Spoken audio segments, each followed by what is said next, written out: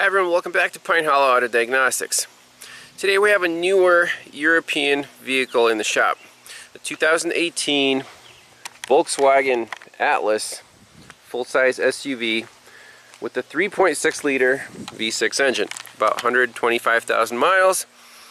Kind of a weird customer complaint. Something to do with intermittently stalling out at low speeds in a parking lot. And then recently he had a major computer glitch, like Christmas tree, loss of power, shifting problems. Then it went away. She brought it to a local shop. They took a look at it and they're like, send it to Ivan, let him deal with this crap. So it's here. It drove here fine. This glitch only happened once. So I told the owner, you know, if it's not acting up, I'll do my best to at least look at the history codes and see if there's anything, any clues. But if you know, if it only happened once, we might be, you know, in an uphill battle here.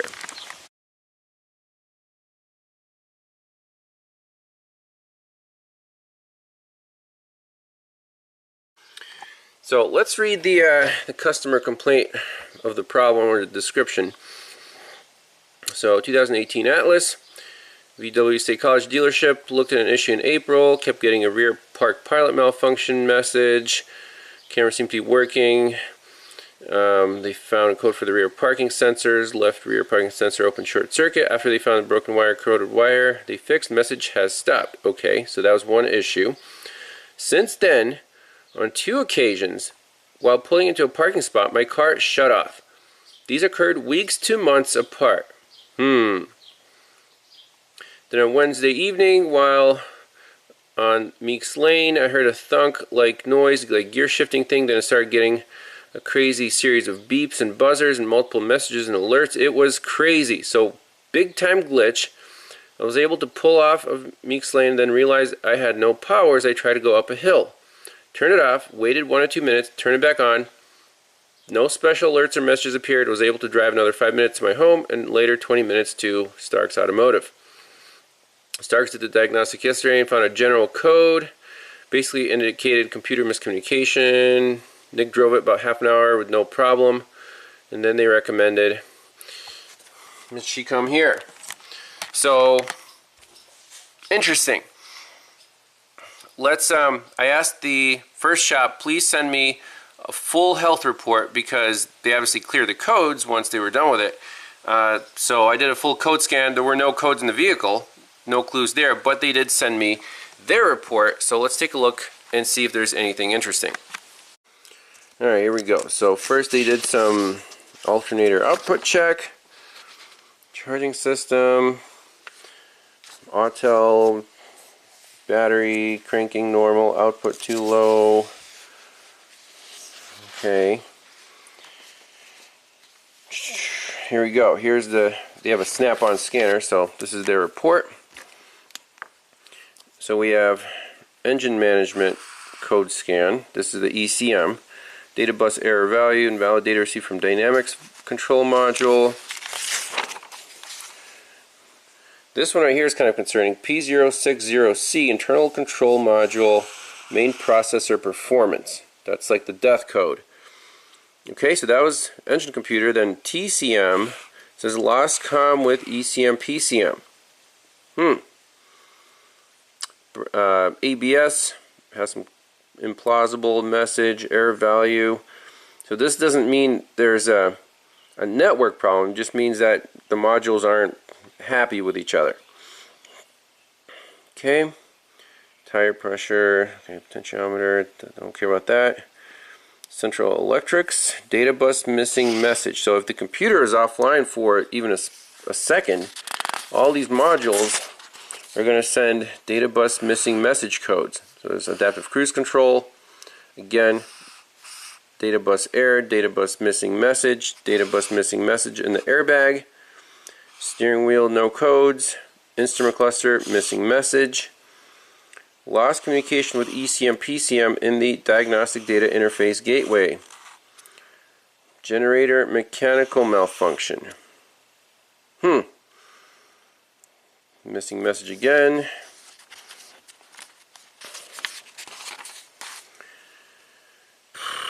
Door electronics. So a lot of these data bus missing message or data bus error. Parking help, again missing message error. Telematics, missing message. Access system, missing message. Multifunction module, not sure what that is, again missing message. Control, no codes, low beam, high beam. And finally, OBD2, no codes present. Permanent codes, no codes present. So where would you start with this car? Well, if it was just a stalling in the parking lot problem with no codes, I would immediately say, let's check the throttle body for excessive, dirtiness. We've seen this on that Dodge Durango that kept stalling out, and we cleaned the throttle body, haven't heard from the customer since. There were no codes. That one was actually a crank no start sometimes, which was very concerning. But dirty throttle bodies can cause very weird problems at low engine speed. So that's the first thing I would do. As for this recent glitch that only happened once, we can look up that code, the ECM processor performance code. It's probably just going to tell you to replace the engine computer, and I don't think we're ready to do that yet. Okay, so on all data, looking up the P060C, internal control module main processor performance, and system reaction correct. Replace the engine control module. That's it. That's all they tell you to do. And if you look up how much this ECM costs, I don't think you just want to fire the parts cannon at this thing, because engine control module, no, it's only $1,500 plus installation and programming. So if the glitch only happened once, we'll start with the basics first. So let's take it on a test drive, warm it up, and look at scan data, see what the throttle angle is at a hot idle, RPMs and TPS value. Then we're going to take the intake off, or the intake pipe, clean the throttle body, run it again, see if that drops significantly. Take it on another test drive. If everything goes well, I don't have a choice. I'm going to say to the owner, take it, drive it. If this big glitch happens again, then we can go further. But for now, let's start with the basics first. All right, we got the ThinkTool Platinum S10 today, because the ThinkTool Pros, the latest update, really messed it up. I don't like it, so this is the previous version. I'm not going to touch this software. It's offline. It works, so I'm happy with that. So there are no trouble codes in the engine computer. Let's read the data stream, and there we go. Throttle position, throttle valve position absolute, and we want engine speed. 486 data PIDs. Do you really need 486 data PIDs? This is insanity. Oh my gosh. Engine RPM, coolant temp. It might be easier just to go into OBD2 data, but I want that number on the TPS sensor.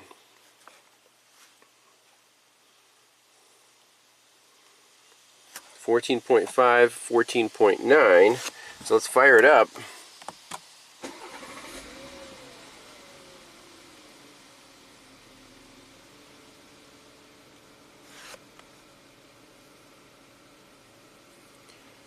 I'm really not a fan of this data stream, so let's get out of here and go into OBD2, where we have more familiar data PIDs. So, okay, most monitors are complete after their code clear. Live data, 69 data PIDs. That's much better. So absolute throttle position B. We can do airflow, engine coolant temp, engine RPM. That's all I want to look at right now. We'll graph that.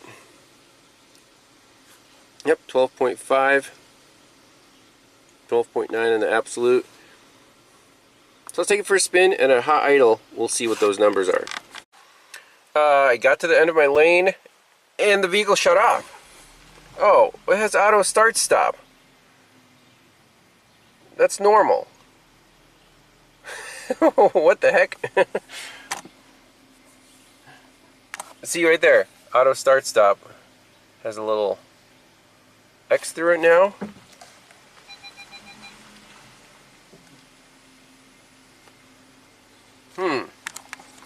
12.9 in the throttle. Okay. Let's see if we set any codes at all.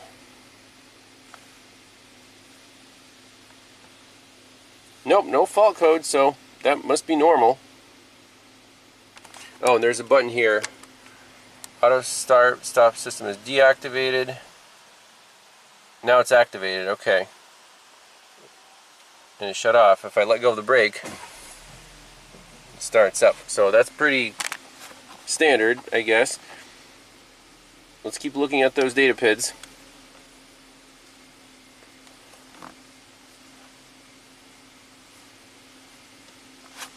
So we'll put it in park. Oh, you stupid thing. Engine shut off. I touched the gas. It's in park at a hot idle. 12.9, 12.5. That's fine. I'm going to turn this off just so we can do a normal test drive.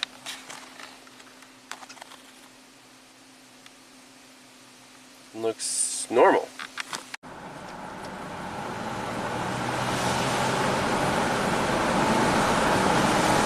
Seems to pull pretty good.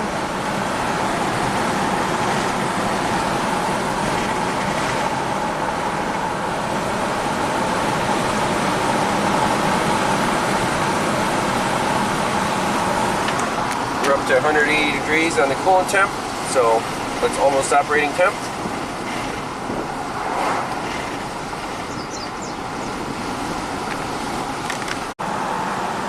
Car's driving great.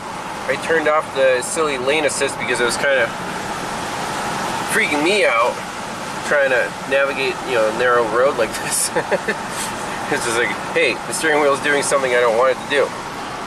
Anyways, we're fully warmed up, about 200 degrees Fahrenheit there. So let's take it back to the shop and record our throttle position at a hot idle. Alright, so we're back at the shop. Hot idle, in park, no accessories. 12.157 on the absolute, and this is 11.765. So, pretty close. Engine speed is 700 RPM, 195 degrees, 3.1 grams per second on our mass airflow. So let's take a picture of that. And also let's add the fuel trims, long term and short term.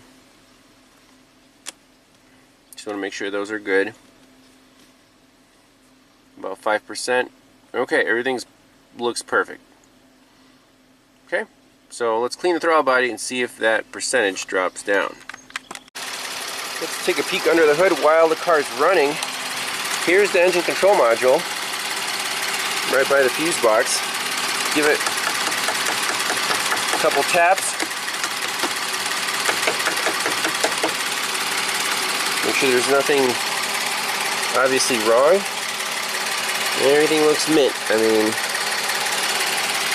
this car is a virgin. It doesn't look like it's been messed with.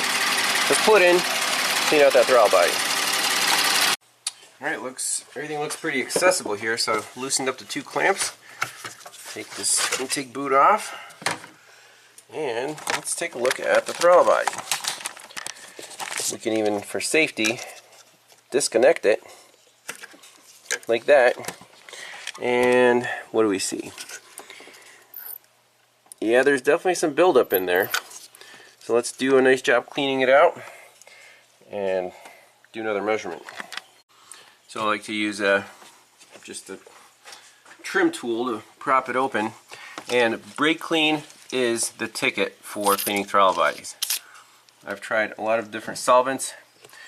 Good old-fashioned brake clean, Ergo's favorite, does the job the best. It's the strongest solvent, the best cleaner. So definitely dirty, you know, as expected for 120,000 miles. I'm wondering if this has anything to do with the customer complaint. You never know. But you have to start with the basic, easy, no parts required things first. There's a lot of junk on there. Now let's clean the bottom.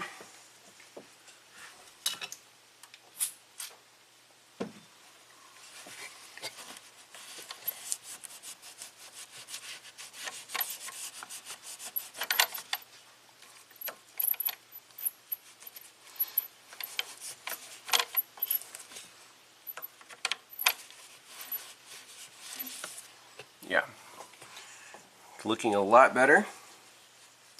One more.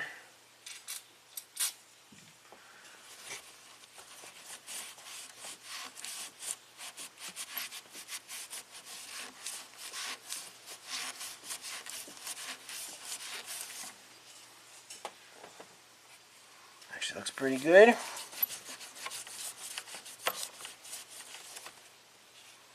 I'm happy with that.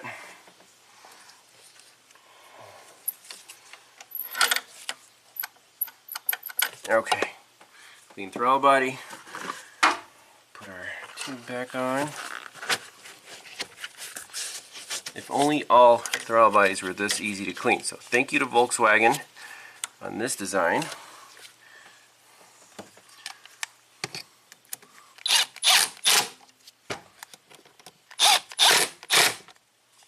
Don't forget to plug in our mass airflow sensor right here.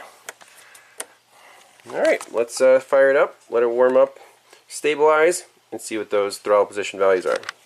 While we're here, let's just quickly check the fluid levels. So, coolant is well above the minimum, and engine oil, just a quick peek at the dipstick.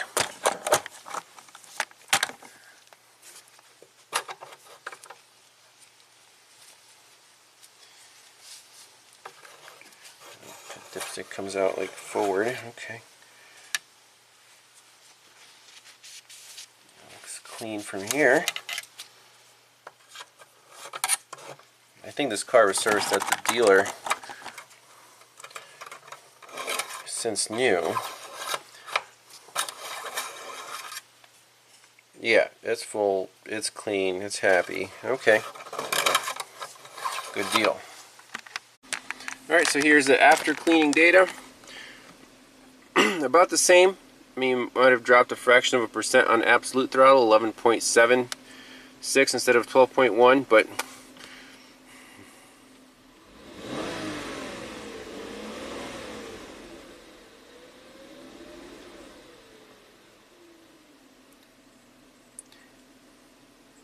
so I'm wondering if there's a discrepancy there, then the throttle body is dirty, but if there's no discrepancy, then it's clean. Maybe that's a good way to tell.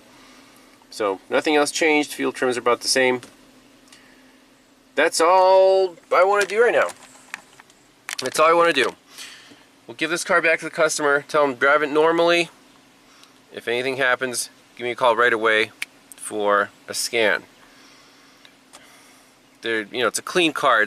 It's not old at all. There's no corrosion, no green crusties, no anything like that to worry about.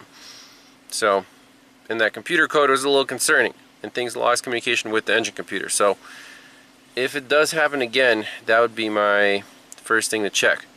And then the stalling in a parking lot, I'll ask the owner, do you know about this auto start stop feature? Maybe that's normal. So, exactly what I thought. We weren't going to reproduce the problem today, but we collected some data, we have a good baseline, and we'll go from there. So if there's a follow-up, we'll post a follow-up. I'll give this car back to the owner.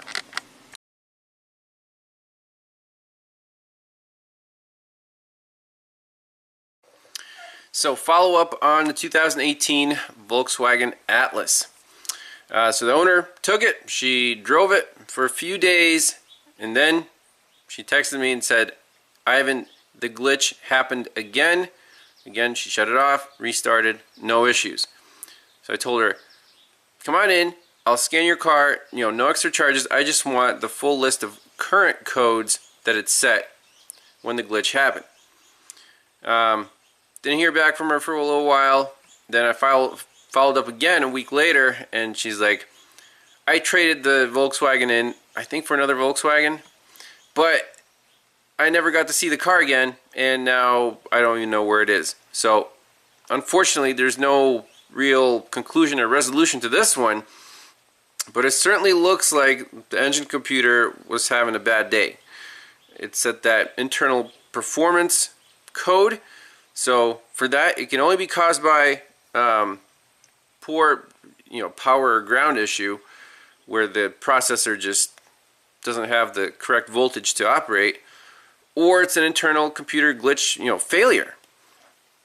So unfortunately, we'll never know.